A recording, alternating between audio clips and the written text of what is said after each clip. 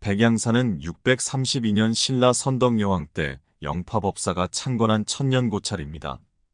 대한불교 조계종 제18교구 본사로서 선종과 교종의 수행도량으로 명성이 높은 사찰입니다. 이 이야기는 백양사 창건 당시의 역사적 배경과 신비로운 전설을 바탕으로 한 스님의 구도의 여정과 깨달음의 과정을 그려낸 이야기입니다. 내용이 마음에 드신다면 좋아요와 구독을 눌러주시면 영상을 만드는데 큰 힘이 되고 부처님의 가르침이 더 널리 퍼질 수 있게 도와주시면 감사하겠습니다. 진평왕 52년 630년 경주 남산의 깊은 산중에 자리 잡은 작은 암자는 새벽 안개에 휩싸여 있었다. 25살의 젊은 수행자 현명은 새벽 예불을 마치고 스승님 앞에 앉았다. 차가운 새벽 공기가 법당을 감싸고 있었지만 현명의 이마에는 여전히 구슬땀이 맺혀 있었다. 현명아, 네가 나에게 와서 공부한 지도 어느덧 10년이 되어가는구나. 스승 지효 스님의 깊은 눈빛이 현명을 향했다. 70이 넘은 노스님의 주름진 얼굴에는 제자를 걱정하는 깊은 연민이 서려 있었다. 15 어린 나이에 찾아와 부처님의 가르침을 구할 때부터 너는 늘 구름처럼 떠도는 마음을 지니고 있었지. 현명은 고개를 숙였다. 스승님의 말씀대로였다. 그는 어린 시절부터 불교에 귀의하고자 하는 마음이 강했다.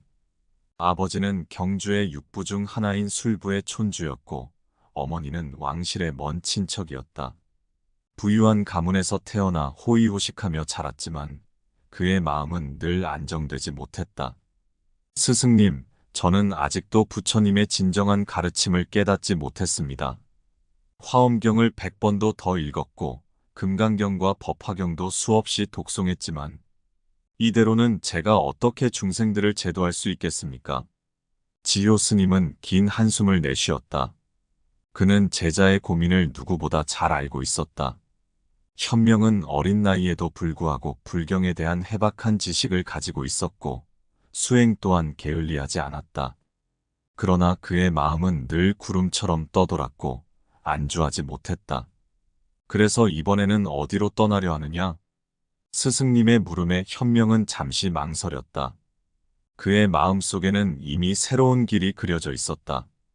황룡사의 자장율사께서 당나라에서 돌아오셨다고 합니다. 스승님, 저는 자장율사님을 찾아가 가르침을 청하고 싶습니다.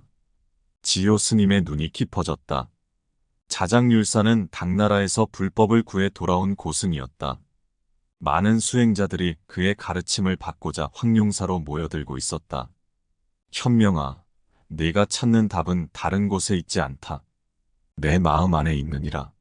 하지만 스승님은 잠시 눈을 감았다가 천천히 떴다. 그의 눈빛이 달라져 있었다. 이번만은 내가 특별한 수행법을 일러주마. 내 운명이 드디어 무르익은 것 같구나. 현명의 눈이 반짝였다. 스승님은 평소 특별한 수행법이나 신비한 이야기를 하지 않는 분이었다.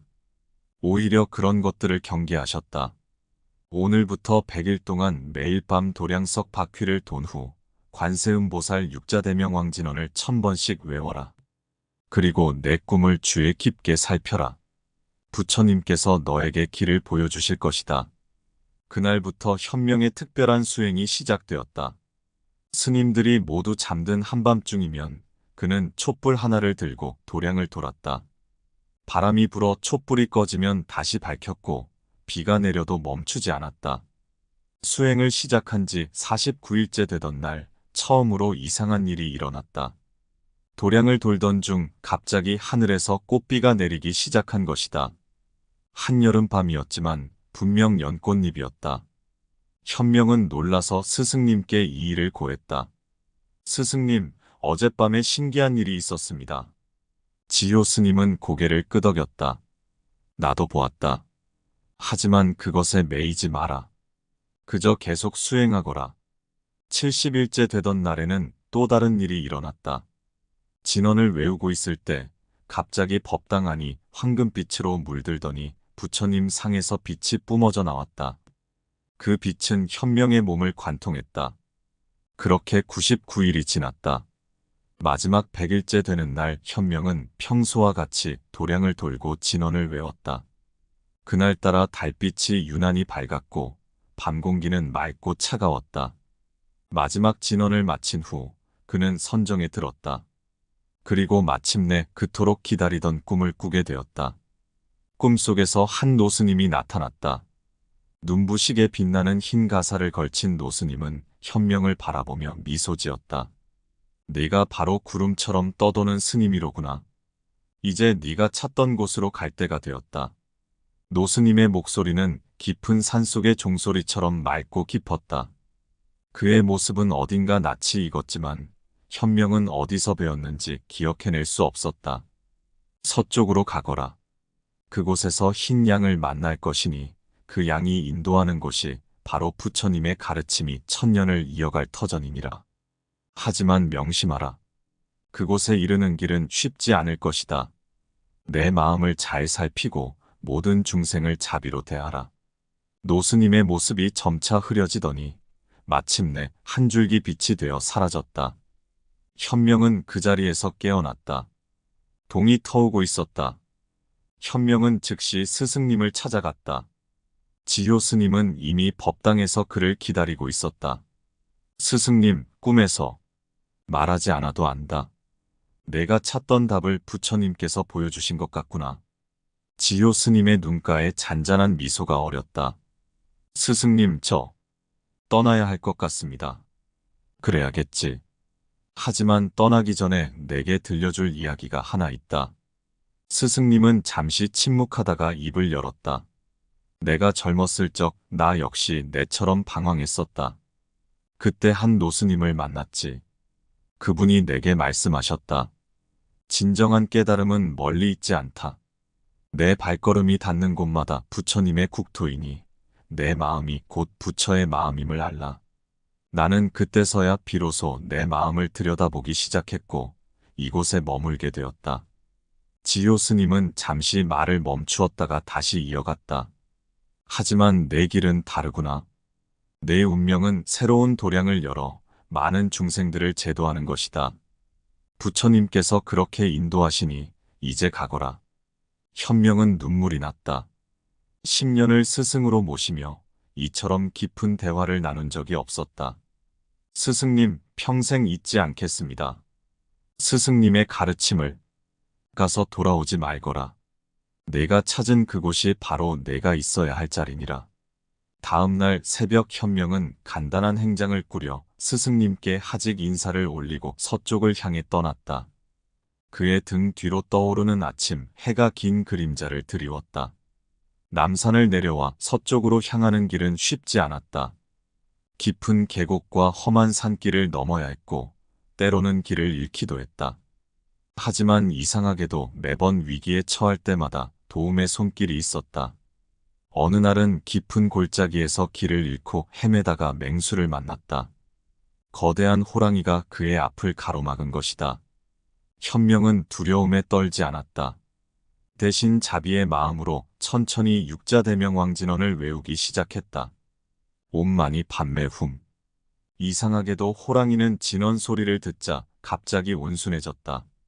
그리고는 현명 앞에 엎드려 절을 하더니 오히려 길을 안내하기 시작했다. 호랑이는 그를 안전한 길로 인도한 후 호련히 사라졌다. 또 어느 날은 폭풍우를 만났다. 천둥번개가 치는 가운데 현명은 바위굴을 찾아 피신했다. 그곳에서 그는 뜻밖의 것을 발견했다. 바위굴 안쪽 벽에는 오래된 벽화가 그려져 있었다. 흐릿한 불빛 속에서도 분명히 보였다. 한 마리의 흰 양이 서쪽을 향해 걸어가는 모습이었다. 이것이 바로 부처님의 계시인가? 그렇게 한 달여를 걸었을까? 현명은 드디어 큰 산맥이 시작되는 곳에 도착했다. 산의 기운이 남달랐다. 웅장한 산새는 마치 거대한 용이 누워있는 것 같았고 계곡의 물소리는 마치 1000개의 범종이 울리는 것 같았다. 그곳에서 한 늙은 스님을 만났다. 스님은 마치 그를 기다리고 있었다는 듯이 미소를 지었다. 젊은 스님, 어디로 가시나이까? 저는 흰 양을 찾아 서쪽으로 가고 있습니다. 늙은 스님의 눈빛이 깊어졌다. 그는 마치 현명의 마음속을 들여다보듯 오랫동안 그를 바라보았다. 아, 그대가 바로 그 스님이로구나. 이 산맥을 넘어가면 신비로운 일들이 일어날 것이오. 하지만 그 전에 그대에게 한 가지 시험이 있을 것이오. 시험이라면 어떤 시험입니까? 그것은 그대가 직접 겪어봐야 할 것이오. 다만 한 가지 말씀드리지요. 모든 것이 마음에서 비롯되나니 마음을 잘 살피시오. 그리고 이것을 가지고 가시오. 노스님은 자신의 염주를 현명에게 건넸다. 100여 개의 구슬로 이루어진 그 염주는 보통의 것과는 달랐다. 각각의 구슬에서 은은한 빛이 감돌았다. 이 염주는 1000년 전부터 이어져 내려온 것이오. 부처님의 사리가 들어있다고 하나 진위는 알 수 없소. 다만 그대가 위험에 처했을 때 이 염주가 도움이 될 것이오. 현명은 염주를 받아 공손히 목에 걸었다. 그 순간 묘한 기운이 온몸을 감쌌다. 마치 따뜻한 봄바람이 불어오는 것 같았다. 스님 혹시 고개를 들어 노스님께 여쭈어 보려 했으나 이미 그 자리에는 아무도 없었다. 다만 한 줄기 바람이 스쳐 지나갈 뿐이었다. 현명은 산을 오르기 시작했다. 날씨는 점점 추워졌고 바람은 매섭게 불어왔다. 정상에 가까워질수록 눈이 내리기 시작했다. 그러나 이상하게도 몸은 춥지 않았다. 목에 걸린 염주에서 따뜻한 기운이 계속해서 퍼져나왔다. 그때였다. 멀리서 누군가의 울음소리가 들려왔다. 처절한 울음소리였다. 현명은 잠시 망설였다. 노스님께서 말씀하신 시험이 이것일까? 하지만 중생의 고통 앞에서 망설일 수는 없었다. 소리를 따라가 보니 한 어린 사슴이 절벽 끝에 매달려 있었다. 바위 틈에 발이 걸린 채 추락 직전의 위험한 상황이었다. 조금만 실수해도 둘 다 목숨을 잃을 수 있었다. 현명은 주저없이 자신의 가사를 벗어 길게 연결했다. 한쪽은 단단한 바위에 묶고 다른 한쪽은 자신의 허리에 둘렀다. 그리고 조심스럽게 절벽을 따라 내려가기 시작했다. 부처님, 부디 이 중생을 살려주소서. 바람이 거세게 불었다. 눈보라가 얼굴을 때렸다. 손끝은 이미 감각이 없었다. 하지만 현명은 멈추지 않았다. 마침내 사슴에게 다가갔을 때 예상치 못한 일이 벌어졌다. 바위가 무너지기 시작한 것이다. 현명은 순간적으로 사슴을 끌어안았다. 이대로 추락하면 둘 다 죽을 것이 분명했다. 그때 목에 걸린 염주가 갑자기 밝은 빛을 발하기 시작했다. 찰나의 순간 현명의 눈앞에 환영이 보였다. 수만의 부처님들이 그를 둘러싸고 있었다. 그리고 그들의 자비로운 미소 속에서 현명은 깨달음을 얻었다. 아, 이것이었구나. 자비란. 눈을 떴을 때 현명은 자신이 안전한 곳에 있다는 것을 깨달았다. 그는 어떻게 이곳까지 왔는지 기억하지 못했다. 다만 품 안의 사슴이 무사한 것을 확인할 수 있었다. 사슴은 현명을 바라보더니 꾸벅 절을 하고는 숲으로 사라졌다. 그 순간 주변에 눈보라가 잦아들었고 하늘이 맑게 개었다. 그리고 저 멀리 산 너머로 한 줄기 빛이 비치기 시작했다. 드디어 도착한 것인가? 그때였다. 동굴 안쪽에서 은은한 빛이 새어나왔다. 처음에는 희미한 달빛 같았으나 점점 그 빛이 강해졌다. 마침내 한 마리의 흰 양이 그 빛 속에서 모습을 드러냈다. 양은 눈처럼 하얀 털을 가지고 있었고 그 몸에서는 미묘한 빛이 뿜어져 나왔다. 그 모습은 마치 하늘에서 내려온 선인과도 같았다. 현명은 즉시 이것이 꿈에서 본 그 양임을 직감했다. 양은 현명을 바라보더니 고개를 끄덕였다. 그리고는 앞장서서 걷기 시작했다. 이상하게도 양이 지나가는 자리마다 눈이 녹고 꽃이 피어났다. 한겨울임에도 불구하고 양의 발자취를 따라 봄이 오는 것 같았다. 현명은 경이로운 마음으로 양을 따라갔다. 그들은 사흘 밤낮을 쉬지 않고 걸었다. 양은 결코 멈추지 않았고 현명도 지친 기색 없이 따라갔다. 그것은 마치 꿈속을 걷는 것 같은 신비한 여정이었다. 걸음을 옮길 때마다 주변의 풍경이 달라졌다. 때로는 울창한 소나무 숲을 지나기도 하고, 때로는 깊은 계곡을 따라 걷기도 했다. 날이 저물면 달빛이 그들의 길을 밝혀주었고, 해가 뜨면 아침 안개가 그들을 감싸 안았다. 마침내 넷째 날 새벽 흰 양은 발걸음을 멈췄다. 그곳은 깊은 산자락에 자리 잡은 넓은 분지였다. 사방이 높은 산들로 둘러싸여 있어 마치 부처님의 손바닥 안에 있는 것 같은 성스러운 기운이 감돌았다. 맑은 계곡물이 동쪽에서 서쪽으로 흐르고 있었고 울창한 소나무 숲이 분지를 감싸고 있었다. 그때 갑자기 하늘에서 눈이 내리기 시작했다. 하지만 이상하게도 그 눈은 오직 그 터에만 내렸다. 주변은 맑은 하늘이었지만 이 터만큼은 하얀 눈으로 뒤덮이고 있었다. 눈이 쌓이자 그 위에 절의 모습이 하나둘씩 그려지기 시작했다. 먼저 대웅전의 윤곽이 드러났다. 이어서 법당과 요사체, 종각과 산문이 차례로 모습을 드러냈다. 마치 하늘에서 절의 설계도를 내려주는 것 같았다. 그것은 현명이 꿈에서 보았던 바로 그 모습이었다. 이곳이구나. 현명이 감격에 젖어 흰 양을 돌아보았을 때 양은 이미 사라지고 없었다. 대신 그 자리에는 하얀 연꽃 한 송이가 피어 있었다. 연꽃은 맑은 빛을 발하며 천천히 하늘로 올라가더니 마지막 순간에 황금빛 살이 하나로 변하여 땅에 내려앉았다. 현명은 이곳이 바로 꿈에서 본 노스님이 말씀하신 부처님의 가르침이 천년을 이어갈 터전임을 깨달았다. 그는 즉시 그 자리에서 예불을 올렸다. 부처님, 제가 마침내 이곳을 찾았습니다. 이곳에 부처님의 가르침이 꽃 피우는 도량을 세우겠나이다. 그의 기도가 끝나자 갑자기 사방에서 종소리가 울려 퍼졌다. 하지만 주변에는 종각이 없었다. 그것은 마치 하늘에서 울려 퍼지는 천상의 종소리 같았다. 현명은 즉시 절을 짓기 시작했다. 먼저 그는 눈으로 그려진 설계도를 따라 터를 닦았다. 홀로 돌을 나르고 땅을 고르는 작업을 시작했다. 비록 힘든 일이었지만 그의 마음은 평화로웠다. 얼마 지나지 않아 소문이 퍼져나갔다. 신비로운 흰 양의 이야기와 하늘에서 내린 사리의 소식을 들은 많은 사람들이 찾아왔다. 인근 마을의 농부들, 멀리서 온 상인들, 그리고 수행자들까지. 그들은 모두 자발적으로 절 짓는 일을 도왔다. 스님, 저희도 돕겠습니다.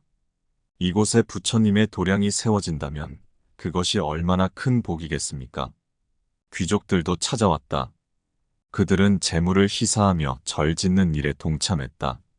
어느 귀족은 자신의 집에서 대대로 전해 내려오던 불경을 가져왔고 또 어떤 이는 장인들을 보내 도움을 주었다. 그렇게 많은 이들의 정성이 모여 절이 지어져 갔다. 대웅전의 기둥이 세워지고 법당의 단청이 입혀졌다. 종각이 세워지고 커다란 범종이 걸렸다. 요사체가 지어지고 산문이 세워졌다. 공사가 한창일 때 특별한 손님들도 찾아왔다. 멀리 신라의 수도 경주에서 온 스님들이었다.